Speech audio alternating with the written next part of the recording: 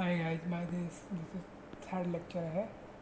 तो तीसरे लेक्चर में हम स्पेशली एक्सप्लेन करेंगे सर्कुलर मोशन के बारे में। ठीक है, तो ये क्लास 9 से है, जिसकी मैं समरी एक्सप्लेन करने जा रहा हूँ तुमको।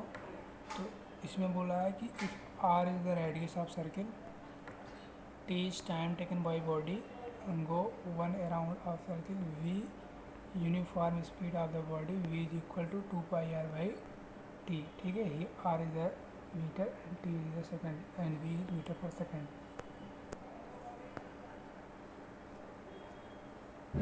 अगले फार्मूला में देखो, in uniform circular motion speed of body along the circular path is constant, but directions of motion change continuously bringing along the tangent of the circular path at every stand. Therefore, velocity of body change in uniform circular motion. Hence, uniform circular motion is acceleration motion.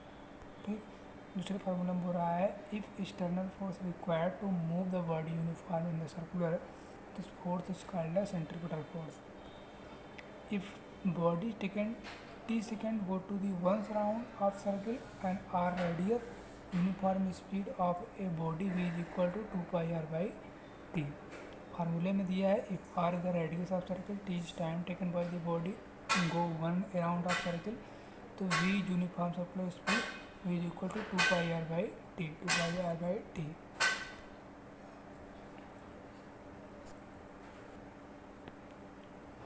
अगला देखो यार, अगले में क्या बोल रहा है, force is external effect of in form of pushing, pulling, stretching या कंप्रेसिंग विच में be moves a body at rest अथवा स्टॉप, या मूविंग बॉडी, या change in speed of body, या change in direction of moving body, या change in the size या shape of body. मतलब कैसे भी चेंज करके वो चीज़ चेंज होनी चाहिए। तो फोर्स आर टू टाइप, एक बैलेंस फोर्स होता है, एक अनबैलेंस फोर्स होता है। तो if resultant of all forces acting on body zero, तो force is called balance force. पहली चीज़। दूसरी चीज़, balance force can not be change state of rest और state uniform motion or for directions of motions of body. They can however change in the shape and size of body. ठीक, if the resultant of all forces acting on body is not zero, the force is unbalanced force। ठीक, पहली चीज़। दूसरी चीज़, unbalanced force can be change the state of rest या state of uniform motion या directions of motions of body is size, shape and value of body। Unbalanced force needed to move of the body from state of rest, but no such force required to maintenance uniform motion of body। Unbalanced force is also required for the change speed of body or for changing directions of motion of body। ठीक, from the observation, external force are required initial motion from state of rest, but unbalanced force is needed to substance uniform motion। Object continue move with constant speed along the straight line when no external force acting on them। Newton first law बोलता है कि body continuously to be state of rest अथवा in state of uniform motion along the straight line। ठीक, unless external force applied on the body या change of state. Newton first law of motion give us quantitative define of force। This law means that body is on change in state of rest या state of uniform motion along the straight line। This property is inertia। The quantity inertia of body is measurement of magnitude of force required change state of body। When a body is heavy, force is required change its state is large। Therefore, linear motion या large mass या greatest of inertia। Inertia are three types: inertia of rest, inertia of motion, inertia of directions। अच्छा, इनर्टी of rest क्या होता है, इसका मतलब क्या होता है, body at rest can not starting moves its ons.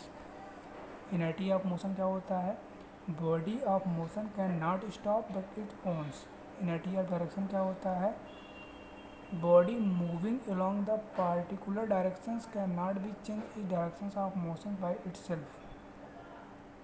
In all three cases, external force are required to change body.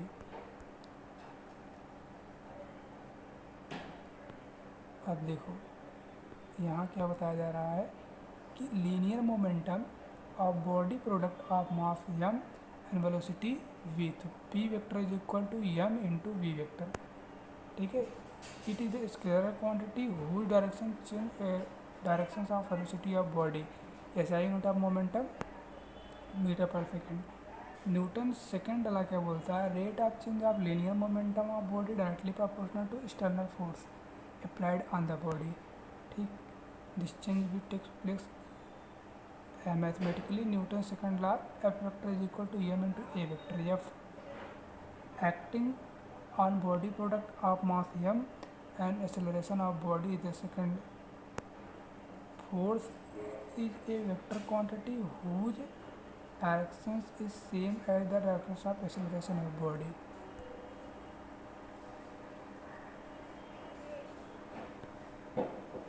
देखो, linear momentum of body p product of the mass of body m and velocity of body v, तो p is equal to M V and m is in kg and v is metre per second, तो p is kg metre per second हो जाएगा। Linear momentum of vector whose direction is same that of velocity, rate of change of linear momentum बराबर change in the linear momentum but time taken, ठीक। F is equal to m a, F is the force acting on body या moving with acceleration, m is the kg, a is metre per second square, तो F is Newton, तो 1 newton में 1 kg into 1 metre per second square, तो 1 kg metre per second square हो जाएगा 1 newton में, ठीक है। अगला फार्मूला देखो यार क्या कहना चाह रहा है।